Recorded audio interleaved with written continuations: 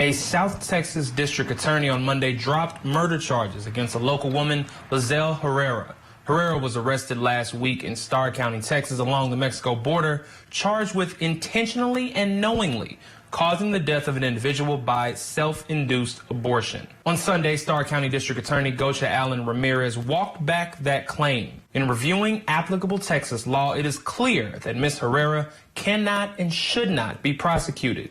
The issues surrounding this matter are clearly contentious. However, based on Texas law and the facts presented, it is not a criminal matter. Herrera was released Saturday from the Starr County Jail after posting a $500,000 bond. It is not clear whether she had the procedure herself or helped someone, but the sheriff's office said a local hospital had informed them of the abortion. Back in September, Texas passed a controversial 6-week abortion ban, which allows any private citizen in or out of state to sue a medical provider or anyone involved in helping someone get an abortion if the procedure is carried out after a fetal heartbeat is detected. But the law can only be enforced by civil litigation, not criminal charges. Not only that, but Texas law specifically protects expectant mothers from being charged with murder for abortions. The arrest and indictment spurred national attention and protests outside the Starr County Jail. That's an offense that doesn't exist under Texas law. Farah Diaz-Teo is the legal director for Lawyering for Reproductive Justice. Texas law actually plainly prohibits charges against a pregnant person for something that they did or didn't do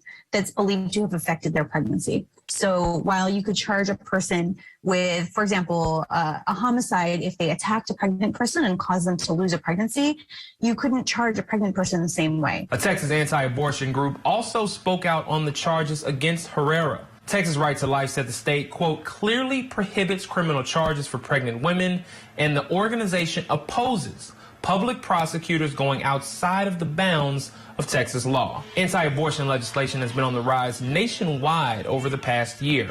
Oklahoma passed a statewide abortion ban in early April. In March, Idaho's governor signed a 6-week abortion ban into law modeled after the Texas law. The legislation gives family members, rather than any private citizen, the ability to sue abortion providers up to 4 years after the procedure. This is really more of the same. And so while it is a shock and a horror every single time it happens, it's unsurprising in the current landscape. And I think something we unfortunately expect to see more of. Much of this is in anticipation of a SCOTUS ruling on Mississippi's 15-week abortion ban, a ruling which could partially or completely get rid of Roe v. Wade protections for abortion providers.